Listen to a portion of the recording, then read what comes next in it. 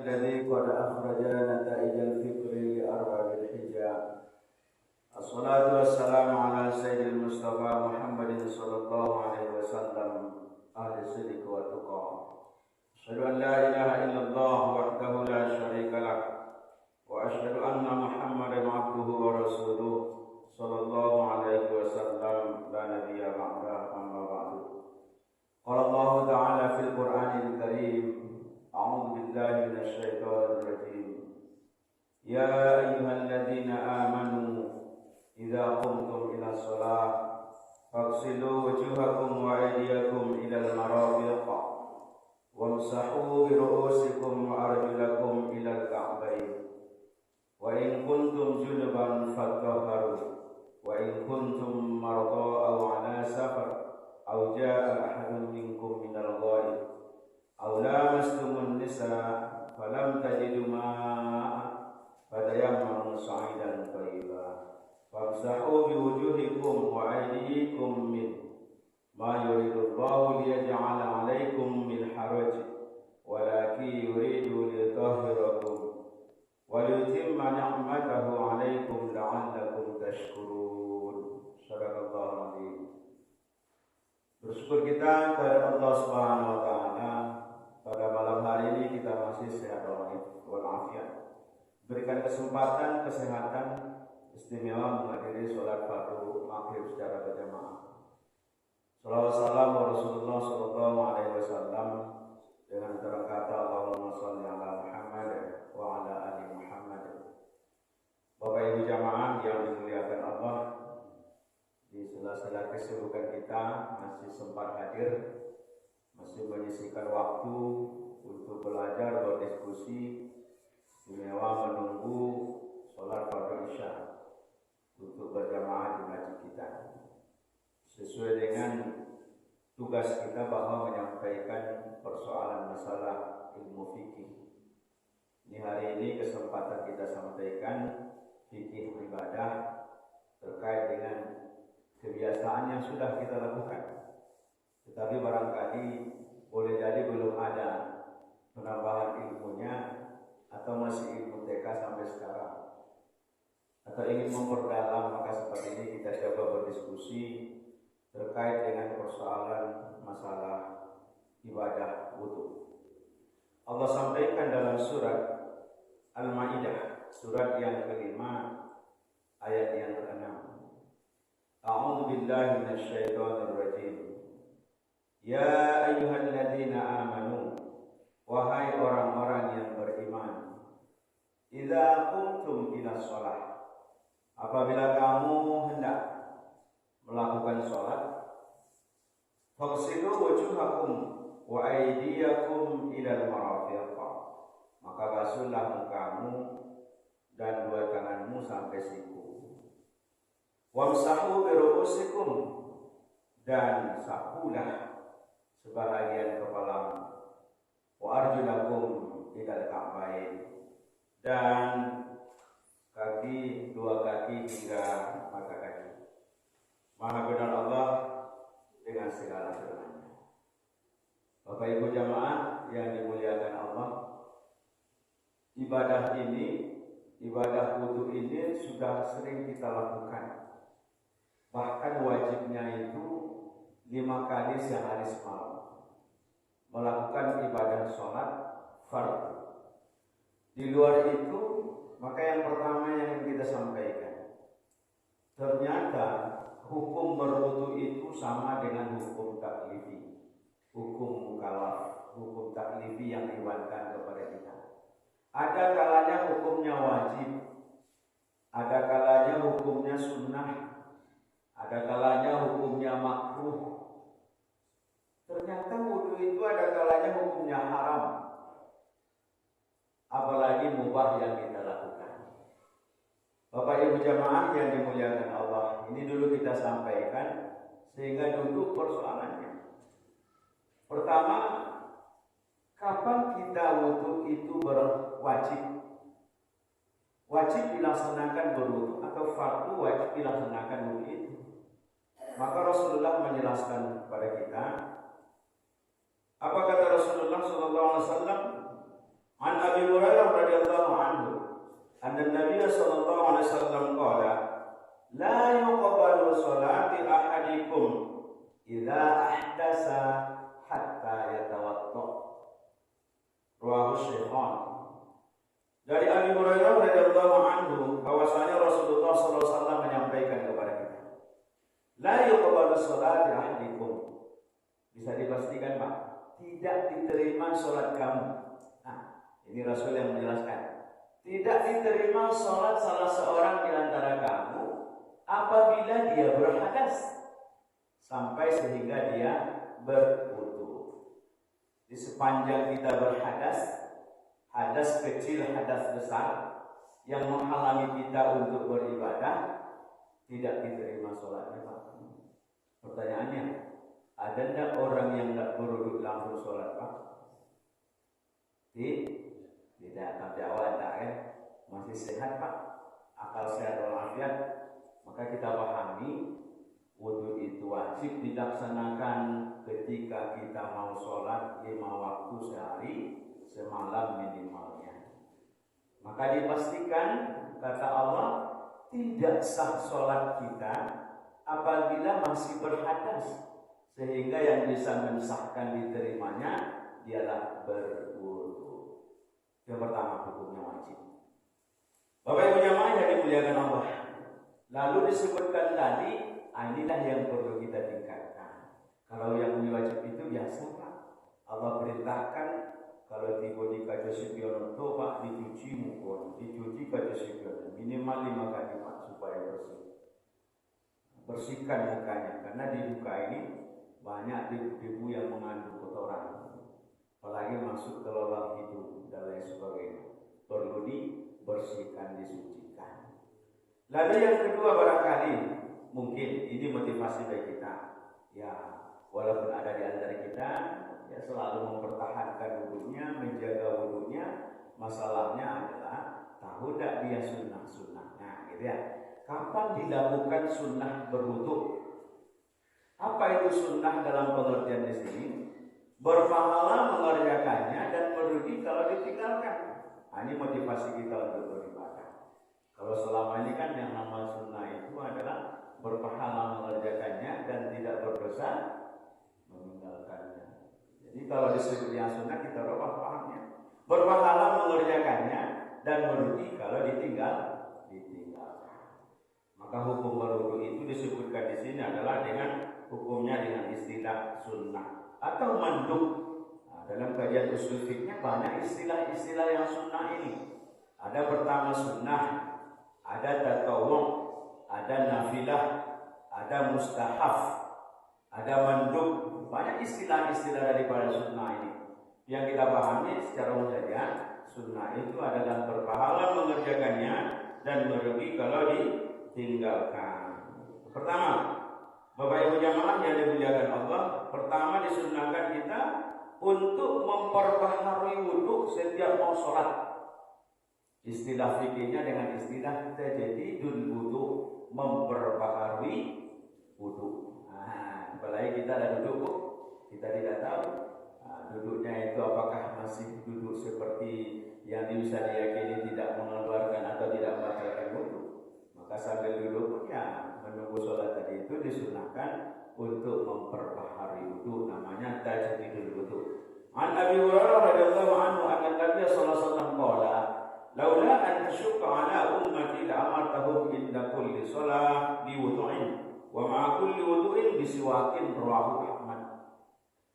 Dari Abi Hurairah radhiyallahu anhu, Rasulullah bersabda, kalau tidak sulit atau tidak keberatan bagi umatku, akan aku suruh mereka berwudu setiap sholat dan menggosok gigi setiap mau berwudu. Makanya Pak ada yang disitu pakai kayu siwak Pak, kayu siwak yang dari Mekah. Kalau datang ke sini ya kemarin dapat kita adanya di Jabar, saya lihat dia bawa itu, masukkan sini ya digosok giginya, ya, namanya kayu siwak. Nah, siwak itu menggosok gigi. Dalam teksnya di sini adalah kayu siwak. Itu teks hadisnya. Kalau konteksnya adalah pemahamannya kebersihan. Nah, kebersihan mulutnya. tidak sulit bagi umatku kata Rasulullah akan disuruh setiap mau sholat itu mau berwudu itu untuk selalu bersiwak. Maka disunahkan tadi pertama untuk memperbaharui wudu kita. Karena masing-masing kita beda Pak, ketahanan wudunya berbeda. Nah, sesuai dengan umur yang dia miliki. Kalau masih muda kita yakini dia masih kuat, masih tahan. Tapi kalau sudah tua itu kadang sudah muncul, kadang sudah jadi penyakit. Nah, jadi tidak bisa menahan. Itu yang pertama. Yang kedua disampaikan di sini adalah ketika membaca kitab-kitab, ya membaca buku-buku seperti yang senang, yang menyentuh buku tafsir, buku fikih dan lain sebagainya. Jadi disunahkan juga kalau kita di pesantren ya, diberikan pemahaman seperti itu agar selalu menjaga wudunya sebelum membaca kitab-kitab itu. Disunahkan kalau yang mudah menghafalnya. Ya Bapak Ibu, yang berikutnya yang ketiga, ketika bangun tidur. Bangun tidur Bapak Ibu, ada yang tahu apa yang terjadi ketika bangun tidur? Tak satu pun yang tahu apa yang terjadi ketika bangun tidur. Maka dia sampaikan dalam hadis, la tadri aina batat yadahu. Tidak ada yang satu pun yang mengetahui di mana tangannya bermalam. Maka disunahkan setelah bangun tidur tadi untuk melakukan wudu. Yang ketiga tadi sampaikan untuk berwudu ya, sebagaimana disampaikan sebelum mandi janabah atau sebelum junub kalau mau hendak makan. Kalau umpamanya Bapak Ibu ya dalam keadaan berjunub, boleh tidak makan minum orang yang sedang junub Pak? Boleh tidak Bu? Boleh.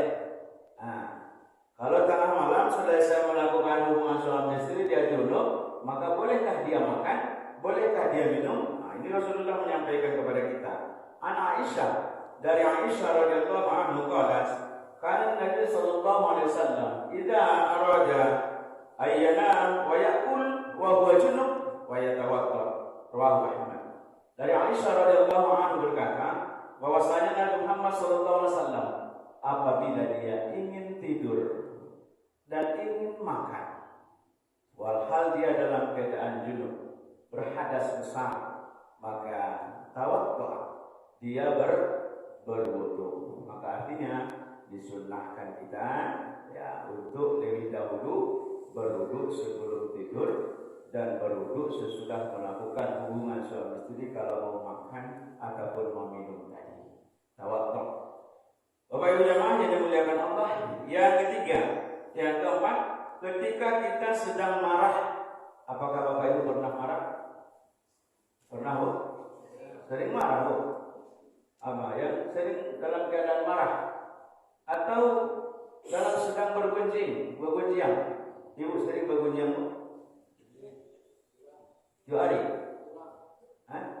Kurang ya? Dikurangi Pak ya? Tapi bukan sering tapi kurang. Sesekali kalau dikumpulkan banyak aja itu.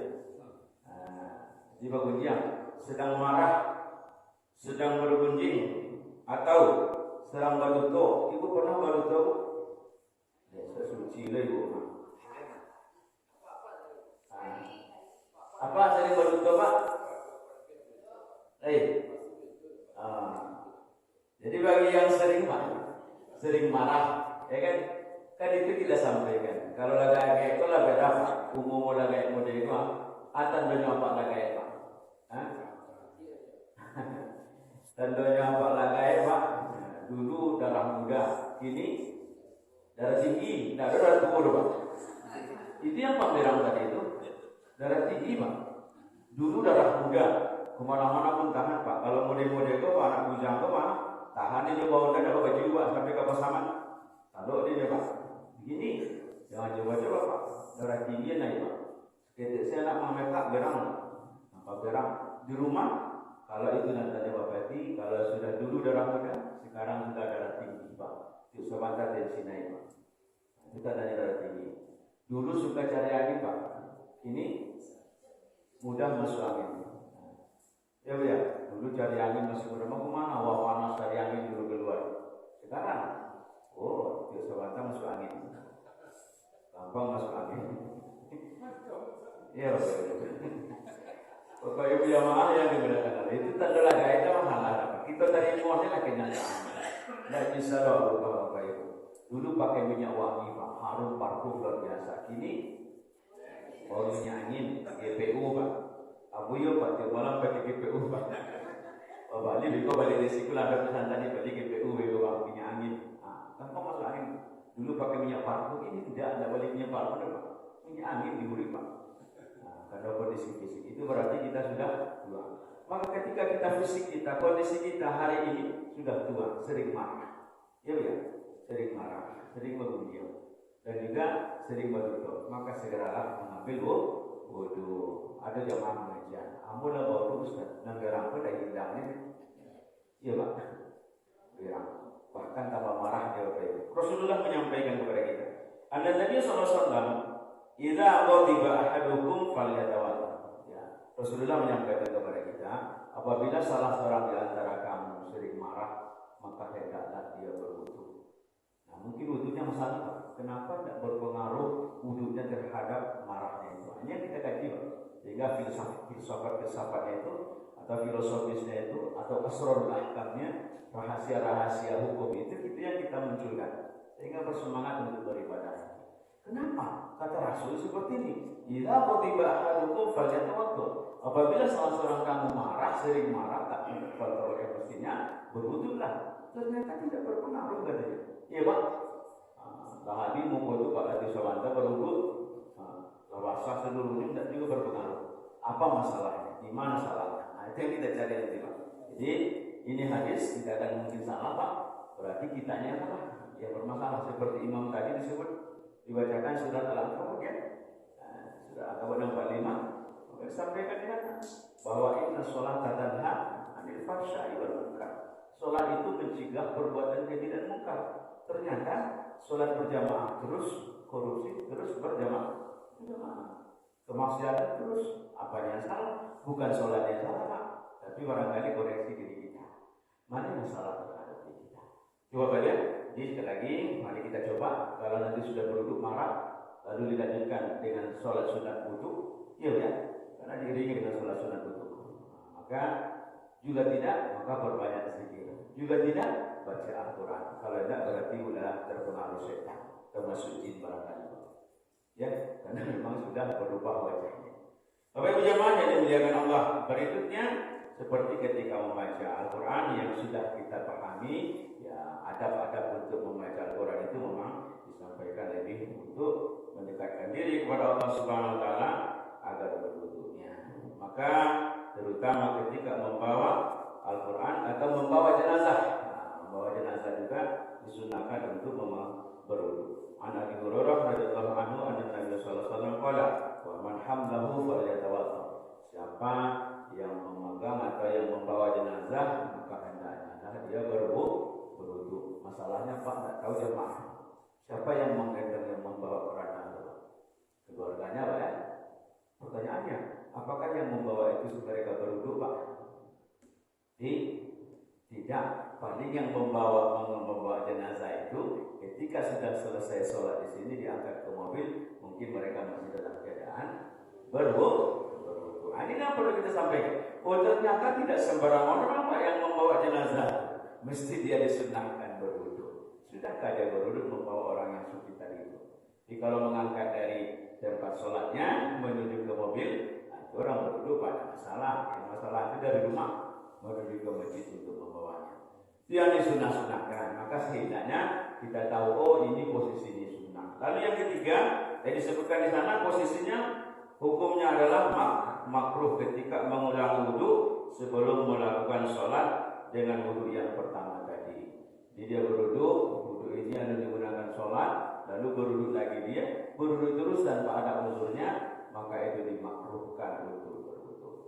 Tentu yang kita cari yang keempat adalah untuk haram. Ternyata walaupun itu ibadah haram berwudu. Kapan kita haram berwudu?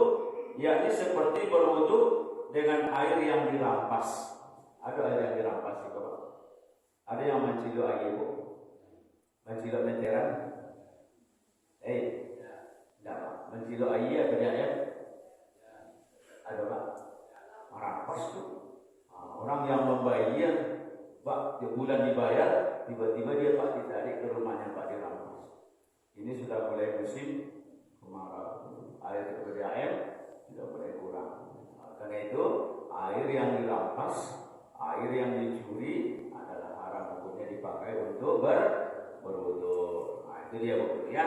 Oleh karena itu disampaikan kepada kita agar Rasulullah menyampaikan asbagul dulu ala tarikh, sempurnakanlah wudu kita. Maka kita mencoba bagaimana untuk memahami berwudu itu agar lebih sempurna lagi.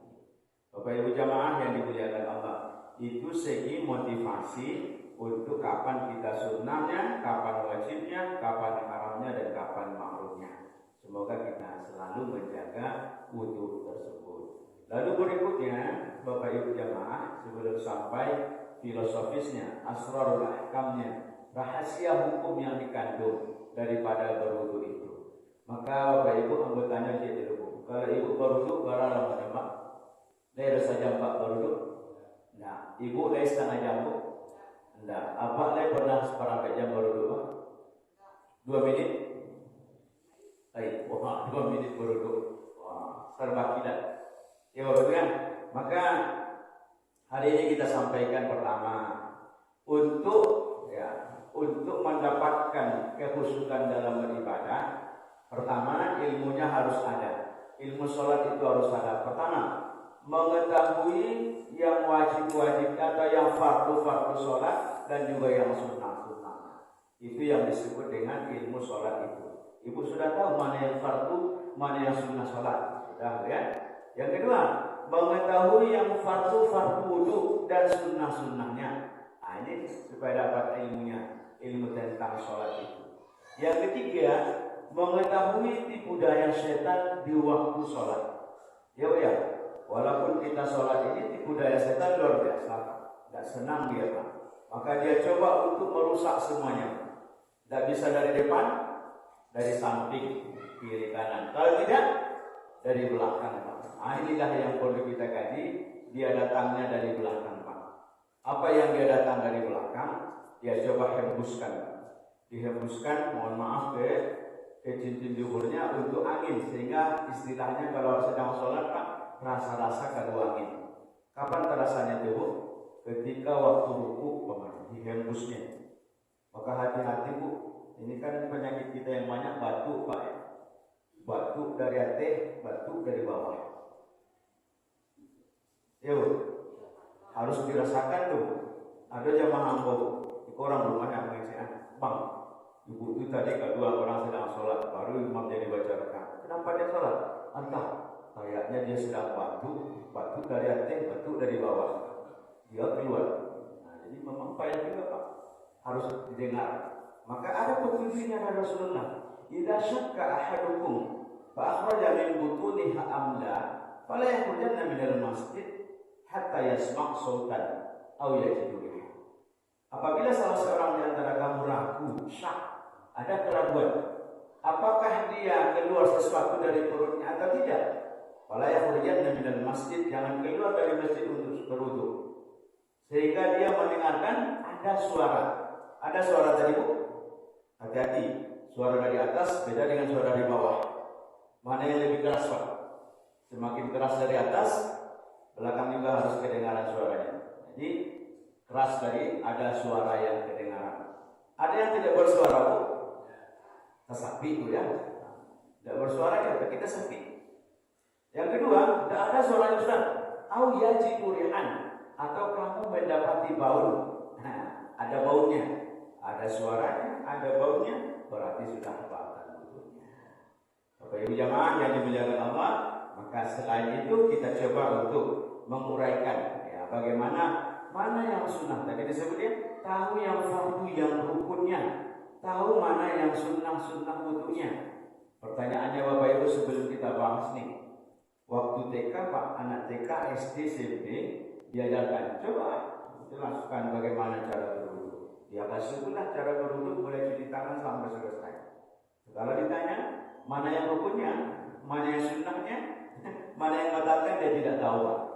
Inilah gaya kita pertama dalam beribadah itu mesti tahu dalilnya. Wudu, apa dasar hukum berwudu?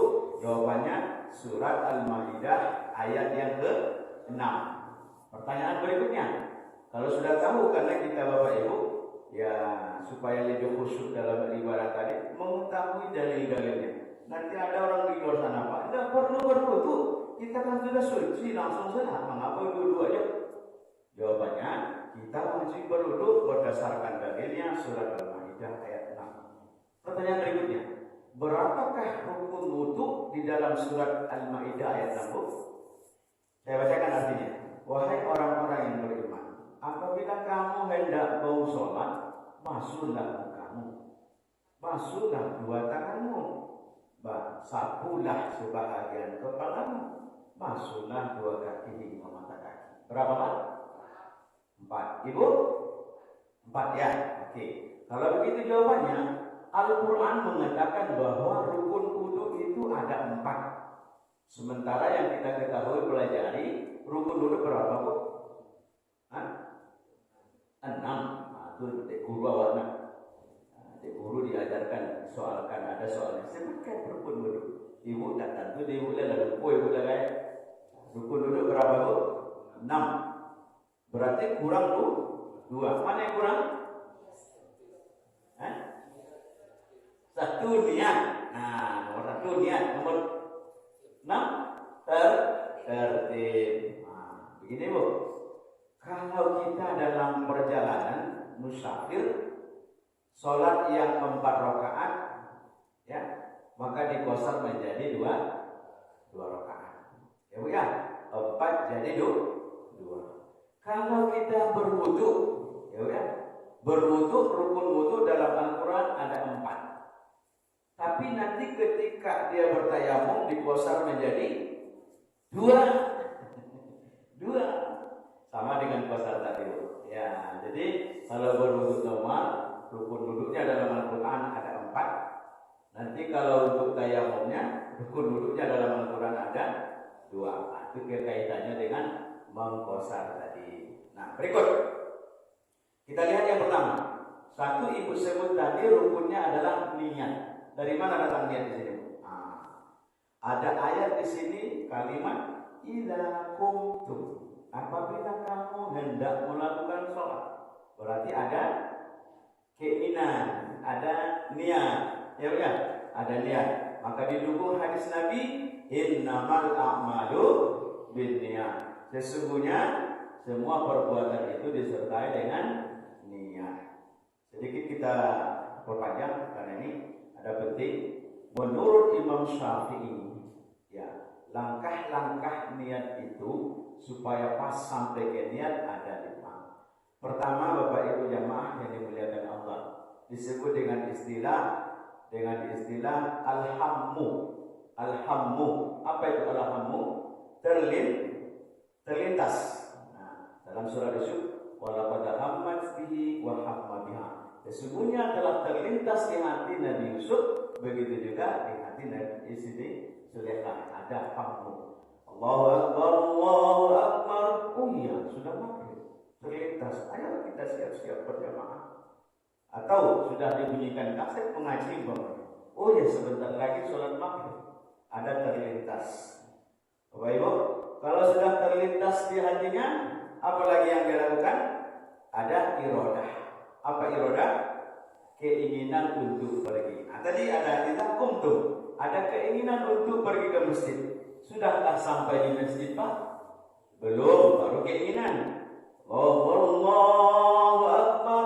Oh, orang kakomat itu datang tamu ke rumah, tidak jadi berangkat ke masjid.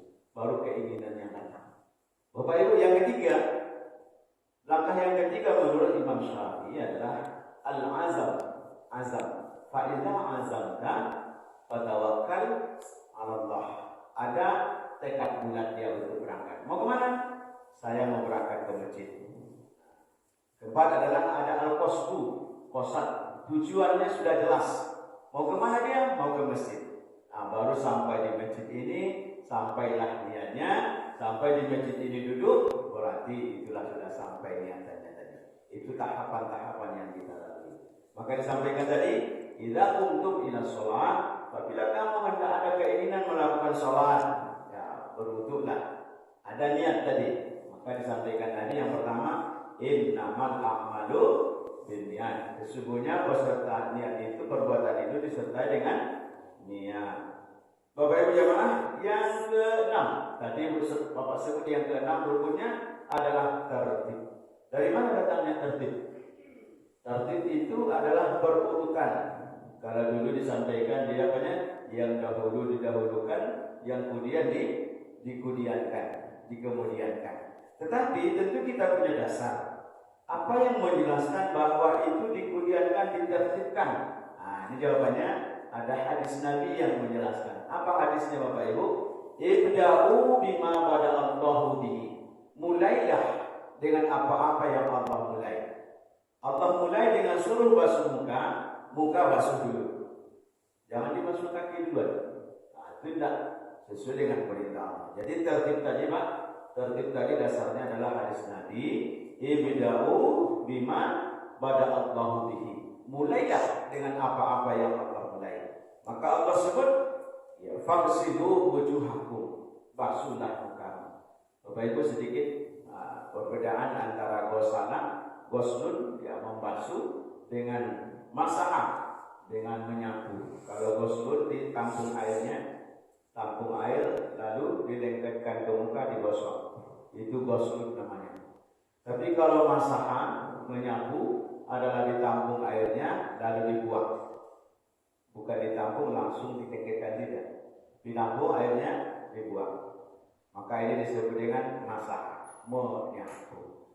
Bapak Ibu jamaah yang dimuliakan Allah, itu nanti yang termasuk rukun-rukunnya 2 dalam hadis Nabi tadi, 4 dalam Al-Quran. Lalu Bapak Ibu jamaah, kita diajarkan yang sunnah-sunnahnya. Apa sunnahnya? Nah inilah saya mestikan Bapak Ibu. Sunnahnya salah satunya disebutkan dengan tamatmah. Apa itu? Memasukkan air ke dalam mulut. Istinsyak, berkumur-kumur ya. Kumur-kumur tamatmah. Kalau istinsyak memasukkan air ke hidung. Nah, kalau yang Korea saya baca di dalamnya ya, penelitian dia bahwa kalau ingin nafasnya panjang, suaranya bagus, nah, teori ini diwajibkan memasukkan air ke hidung Pak. Masukkan air dan kamu sakitnya kemari Pak. Ya kan? Dikeluarkan lagi. Saya masih ingat baca di internet ketika itu 2020 dan 2021 Pak. Gubernur kita Buya Maheli Ansarullah masa Covid itu kan berkunjung kemana-mana Pak, kabupaten kota. Maka ketika ditanya, tidak takut dia sama Covid. Oh enggak, Islam telah mengajarkannya terlebih dahulu. Saya mengamalkan itu sunnah wudunya dengan memasukkan air ke hidung. Ya Pak, masukkan air ke hidung itu sudah pencegahan untuk seperti yang penyakit masa Covid-19 itu, flu dan lain sebagainya. Maka kalau diresapi Bapak Ibu, ya terkait dengan asrarul ahkam, rahasia itu akan menjadi dampak yang positif, yang bagus, yang bermanfaat kepada kesehatan. Maka ada sebuah buku penelitian, apa bukunya Pak? Yaitu wudu ditinjau dari segi kesehatan. Ya, wudu ditinjau dari segi kesehatan. Sudahkah membawa dampak wudu itu terhadap kesehatan kita? Bapak Ibu, ada yang kakinya berkaca Pak? Bu, ada yang kakinya berkaca? Tidak mau Pak Haji gue soalnya. Kalau ada kaki yang berkaca, Bapak Ibu jemaah bisa dikhawatirkan jangan-jangan ketika dia membasuh kakinya hanya dicelup-celupkan Pak. Kebaikan roti dicelup ke kopi Pak. Tidak dibasuh, tidak diurut, tidak dihilangkan kotoran yang ada di situ. Buktinya Pak, kalau ditanya apa kabar gini Pak, jawabannya panjang. Ya Pak, panjang ini. Sebab pengaruh daripada wudu yang dilakukan Pak, ketika basuh kepala hanya ambil air tokok kepala. Maka jawabannya ketika ditanya Pak, apa? Panjang deh, panjang. Karena wudunya wudu di tokok Pak. Kalau tadi itu apa? Ambil air, pegang-pegang. Tidak ada manfaat dampak untuk kesehatannya, Bapak Ibu jemaah. Maka itu perlu kita kaji ulang sehingga memang ada. Sebut tadi kecil Pak Haji tidak ada yang mengaku. Kalau ada kaki yang kadang-kadang, jangan-jangan wudunya tidak disempurnakan, tidak diurut dan tidak digosok-gosok dan lain sebagainya. Atau Ada yang tali monyo Pak, tali monyo semakin lama dipakai ini kok Pak, semakin pakak Pak. Ada yang dipakai-pakakan. Aruna sabana pakak. Kenapa Bapak Ibu? Karena telinga ini kok Pak, semakin lama urinnya kan banyak yang kayak toh. Maka perlu diurut ketika kita berwudu. Pelan-pelan diurut Pak. Dia akan sehat kembali. Oh, kok tanpa dengar pendengaran semakin kuat. Ternyata wudu membawa dampak positif, membawa kesehatan kepadanya. Begitu pula dengan kepala Pak. Nah, maka disampaikan di sini wamsahu bi ru'usikum, dan basuhlah sebahagian kepalamu. Mana yang dimaksud dengan roksun Pak? Roksun itu adalah kepala tempat tumbuhnya rambut. Nah, bukan sya'run, tempat tumbuhnya rambut. Kalau yang botak Pak, tempat tumbuhnya rambut kan. Nah, dibasuh Bapak Ibu. Maka ini ayat wamsahu bi ru'usikum adalah termasuk ayat di dalam zonni yang berbeda pendapat, ada 3 pahamnya. Kalau Imam Syafi'i membasuh kepala, menyangkut kepala minimal 3 helai Pak, 3 helai. Itu yang banyak Syafi'i Pak di toko-toko jadinya. 3 helai itu. Tapi kalau Hanafi adalah 1/4. Kalau Maliki seluruhnya. Diambil air, ditarik ke belakang, lalu masuk lagi ke depan, masuk lagi ke telinga. Itu yang bisa diurut kepala Pak. Maka kalau dicek hadisnya tarjihnya, inilah pendapat yang paling kuat. Dan itu membawa dampak kesehatan kepada kita. Maka tidak disebut di sana apakah telinga itu termasuk rukun Pak? Jawabannya tidak, karena dia adalah bagian dari kepala. Bunyi dia Pak. Dah, bunyi dia. Ada Bapak Ibu pertanyaan?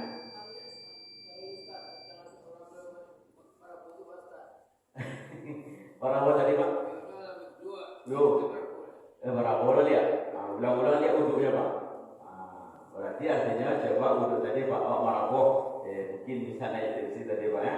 Jadi kata Rasul kalau sering marah, maka perbanyaklah wudhunya.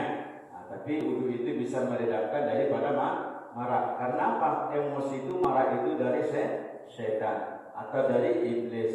Maka dia diciptakan dari api. Api bisa dipadamkan dengan air. Maka air itu setan tadi bisa dipadamkan marahnya dengan air itu. Nah kalau begitu Pak, coba dulu. Tidak ada nampaknya Ustaz. Ya kan? Tidak ada nampaknya masih marah. Maka pertama berduduk dengan duduk yang sempurna tadi Pak.